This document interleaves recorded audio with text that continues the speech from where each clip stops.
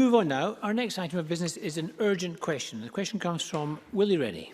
Mr. Rennie. To ask the Scottish Government what the causes were of the reported delays at vaccination centres in Fife and Tayside in February, and what is being done to ensure they are not repeated. Cabinet Secretary Jean Freeman. Let me start, Presiding Officer, by apologising to all those who were affected by the problems in the NHS Fife vaccine clinics yesterday.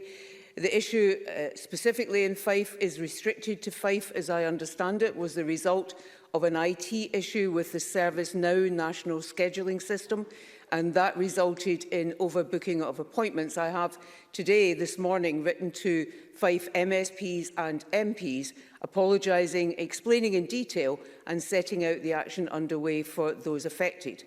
Urgent work is underway by NHS National Services Scotland to resolve the issue. A permanent fix to the system will be in place by the end of the week, but in advance of that, standard operating procedures have been revised to ensure that the issue is not repeated. In NHS Fife, they are making alternative arrangements to ensure that appointments booked for today and tomorrow can still go ahead. For today and tomorrow, all those with an appointment will be vaccinated, with NHS Fife increasing capacity at 5 of their clinics. The Scottish Ambulance Service are also providing additional vaccinators and, where that is required, mobile units. For later affected appointments, people will receive a letter tomorrow rescheduling their appointment, and for all those who could not be vaccinated yesterday, they will be called directly. In Tayside, I understand that at the Caird Hall Clinic, due to weather conditions and associated staff and patient attendance, and also on-site training, throughput was slower than anticipated. This has been addressed by deploying additional vaccinators and support staff to the clinic. Finally, on Fife, despite these difficulties, which were experienced most acutely by those who were waiting to be vaccinated, Fife vaccinated 5,006 individuals yesterday, contributing to the 61,299 people across Scotland who were vaccinated yesterday, taking us to a level of 99.97% of residents in care homes, 96% of people aged 80 or over, 75% of people aged 75 to 79 in the community. Willie Rennie.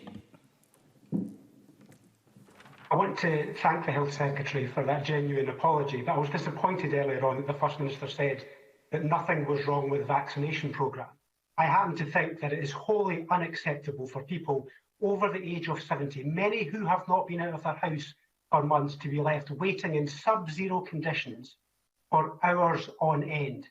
Some waited for 4 hours for an injection. A lady collapsed in Lochillie. Another who was just out of hospital with breast cancer was told to wait for 2.5 hours. So why was the problem only discovered when people turned up for their appointment? Why were these 7,000 double bookings not spotted manually in advance? Cabinet Secretary. So first of all, there were not 7,000 double bookings, and I'm very happy to ensure that Mr Rennie and any other interested colleagues have exactly the right number. As I said, it wasn't acceptable, and I'm not sure what more Mr Rennie wants me to say about that. It wasn't acceptable. NHS Fife have acted to resolve the problem for those who did not get vaccinated, who turned up, and for those who would have been affected today and tomorrow and later on into the week, had the problem not been identified and steps been taken to resolve it. Essentially what happened was that as NHS, as I understand it, and I'm not an IT guru by any stretch of MD's imagination, as I understand it, as NHS Fife transferred from local booking arrangements to the national booking portal, there was an issue with the data transfer that was not spotted until the clinics happened.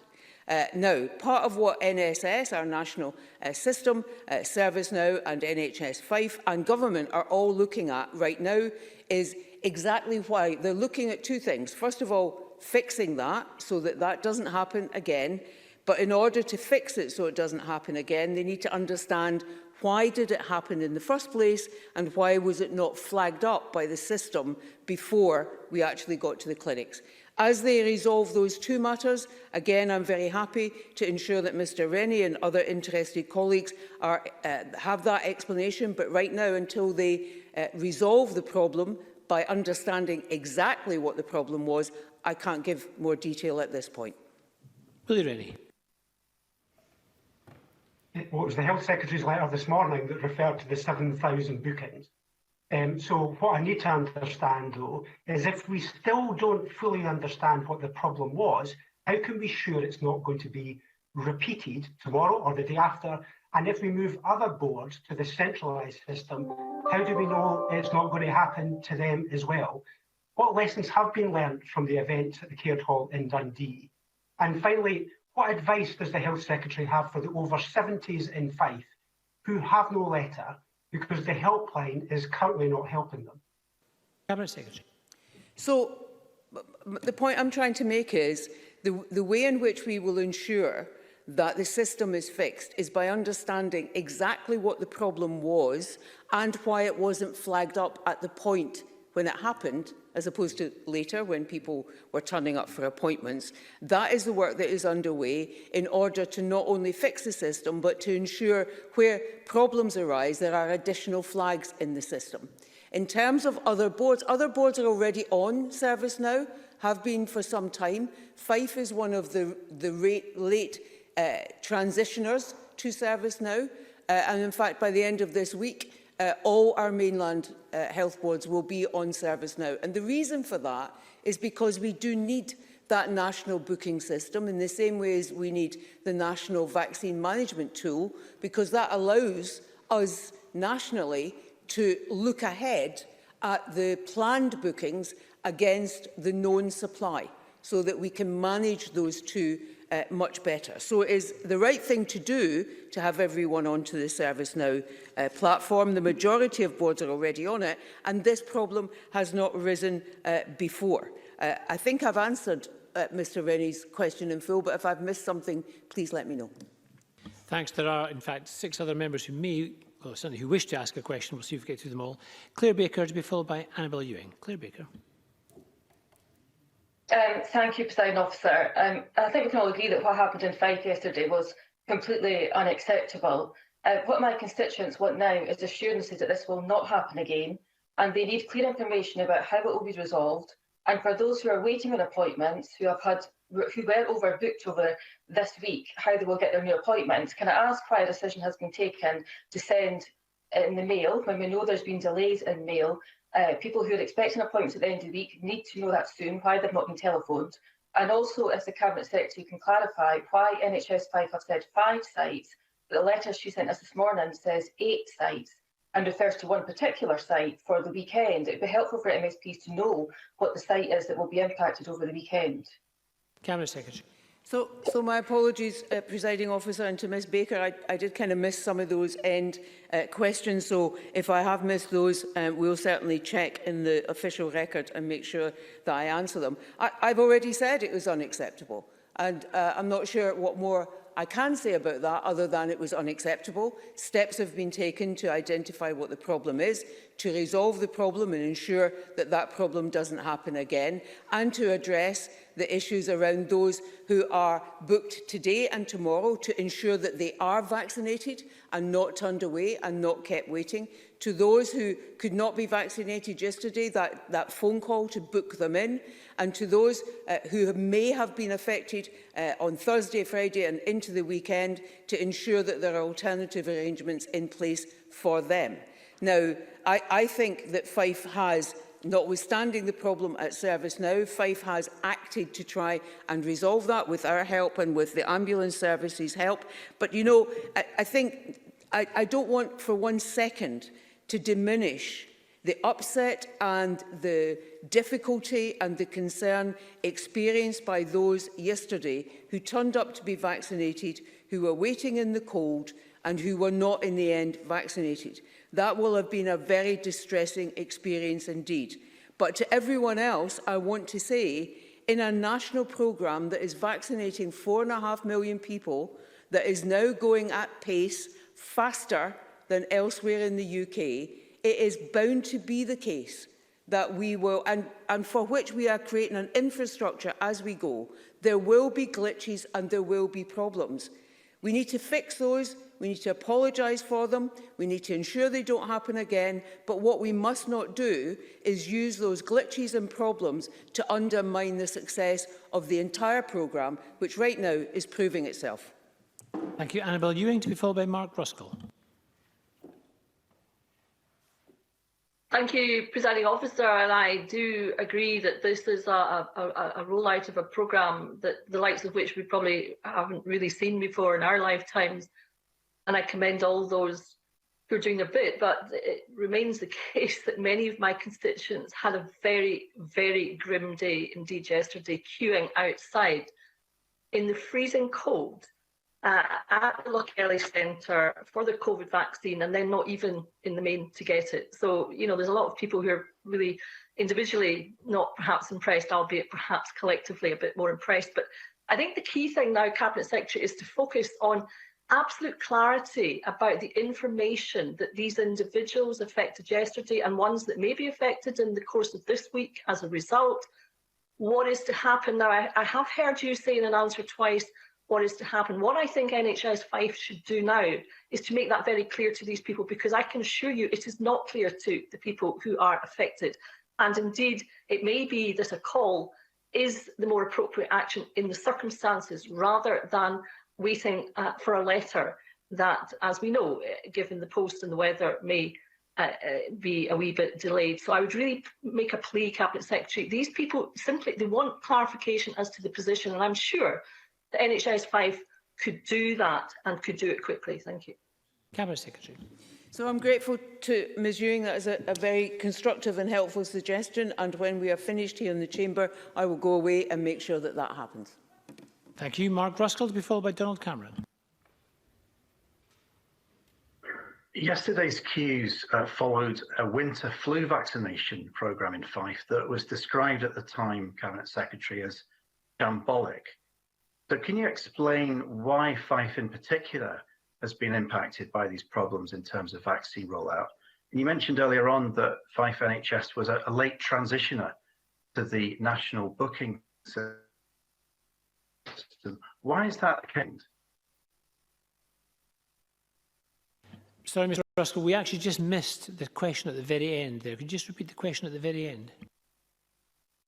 It's in relation to the comment the Cabinet Secretary made about Fife being a late transitioner to the national booking system. Can I ask her why it is the case that Fife seems to be falling behind when it comes to flu vaccinations and COVID vaccinations? Cabinet Secretary. So yes, Fife are a late transitioner, but they're not the only one. So it's not fair to say that they exclusively are falling behind. ServiceNow is a long-standing platform that NHS has had. We've used it for other issues. A number of boards transitioned to that national booking system early on in the vaccine programme, and the final number of boards will be transitioning this week, of which Fife is one. Now, that is in part because, in terms of their early delivery, boards wanted to be able to make local arrangements, but knew that my overall objective was that they should all be on the national platform for all the good reasons that I've already outlined. So Fife are one of the last to come on, but they're not alone in that. Others are joining this week too, and by the end of this week, all our mainland boards should be on that national ServiceNow platform. Thank you. Donald Cameron, to be followed by Alec Rowley. Thank you, Presiding Officer. On the related issue of elderly people who are housebound, many of this group should have received their vaccine but still haven't done so. They are feeling abandoned and forgotten, according to some GPs. Does the government accept this is a significant failing of the vaccine rollout, and what is being done to remedy it? Cabinet Secretary. Oh, I know, Mr Cameron, you keep looking for significant failings. No, this is not one. What is the case is that I have asked all boards to update me on where they are. It is GP practices and primary care that will, quite rightly, be vaccinating those who are housebound. They're working their way around that number of people. They're making considerable progress, and I have no doubt whatsoever that they will complete that as quickly as they possibly can. And Alec Rowley. Thank you, Presiding Officer. I believe most people want this vaccine programme to succeed. I certainly do. But the point is this: when the over 80s were being done in Fife, which remember is a particularly rural area, when the over 80s were being done, they got their JAG at their local health centre, their local GP, and that has worked, and it's worked wonderfully. Why then shift it for over 70s? The reason I've been told, Cabinet Secretary, is that the cost is far cheaper to go through the hub.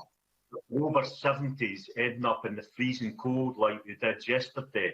I'm told the choice of venues are not great, lack of social distancing, lack of sanitising. Now, these people will still have to get their second JAG. So will the Cabinet Secretary agree to look again and treat the over 70s the same way as the excellent way that the over 80s were treated, so that they can be vaccinated in a safe environment?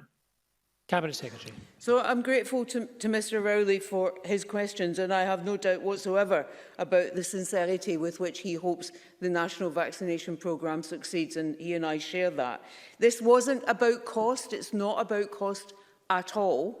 And certainly, if it is the case, and I have no reason to doubt, Mr Rowley, that in these clinics we do not have sufficient protection measures in place in terms of physical distancing, sanitising and so on, then I will investigate that urgently and make sure that that is resolved. In many of our boards, the 75 to 79-year-olds have been done through GP clinics. What I undertake to do is to look again at whether Fife could do that.